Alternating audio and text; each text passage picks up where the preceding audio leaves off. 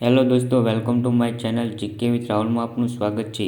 આજના વિડીયોમાં આપણે ગુજરાતી સાહિત્યકારો વિશેની અગત્યની માહિતી મેળવીશું। આ પહેલો ભાગ છે જે તમામ સ્પર્ધાત્મક પરીક્ષા માટે ખૂબ જ ઉપયોગી છે। તો વિડીયોની શરૂઆત કરતાં પહેલાં જો તમે ચેનલમાં નવા હોય તો ચેનલને સબસ્ક્રાઈબ કરો અને વિડીયોને લાઇક કરો।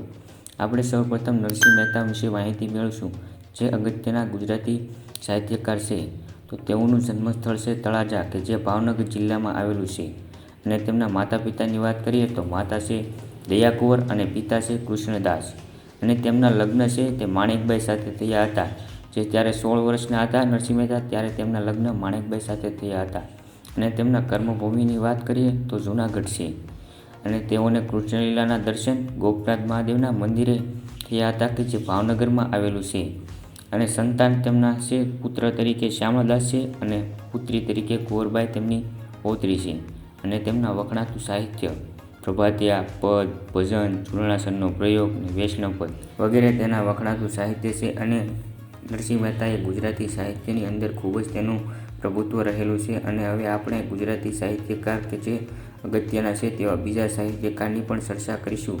તો તે ગુજરાતી સાહિત્યકાર છે હેમચંદ્રાચાર્ય, કે જેઓનો જન્મ ઈસવીસન 1089ના સમયગાળામાં થયો હતો। અને એમના જન્મસ્થળની વાત કરીએ તો ધંધુકા છે। અને તેમનું મૂળ નામ ચાંગદેવ, કે જેઓ ચાંગદેવ તરીકે ઓળખાતા હતા।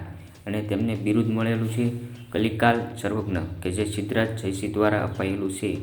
અને દીક્ષા 5 વર્ષની વયે હેમચંદ્રાચાર્ય દેવસૂરીએ તેમને દીક્ષા આપી હતી। હેમચંદ્રાચાર્યની કૃતિની વાત કરીએ તો વ્યાકરણ ગ્રંથ લખ્યો, કે જે સિદ્ધ હેમ શબ્દાનુશાસન તરીકે ઓળખાય છે। અને સિદ્ધરાજ જયસિંહની પ્રેરણાથી એ વ્યાકરણ ગ્રંથની રચના કરી હતી।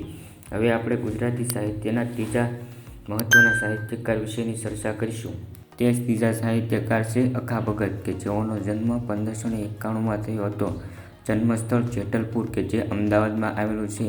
અને તેમનું મૂળ નામ, કે જેઓ અક્ષરદાસ સોની તરીકે ઓળખાતા હતા।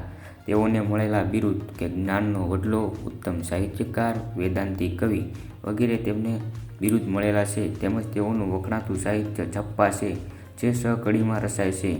અને તેની કૃતિની વાત કરીએ તો અખી ગીતા, 12 મહિના, ગુરુ શિષ્ય સંવાદ, અનુભવ બિંદુ, પંચીકરણ, કૈવલ્ય ગીતા વગેરે તેમની પ્રખ્યાત કૃતિ છે। તેમજ જો આ વિડીયો તમને સરસ લાગ્યો હોય તો તમારા મિત્રોને શેર કરો અને ચેનલને સબસ્ક્રાઈબ કરવાનું ભૂલતા નહીં। Thank you for watching video.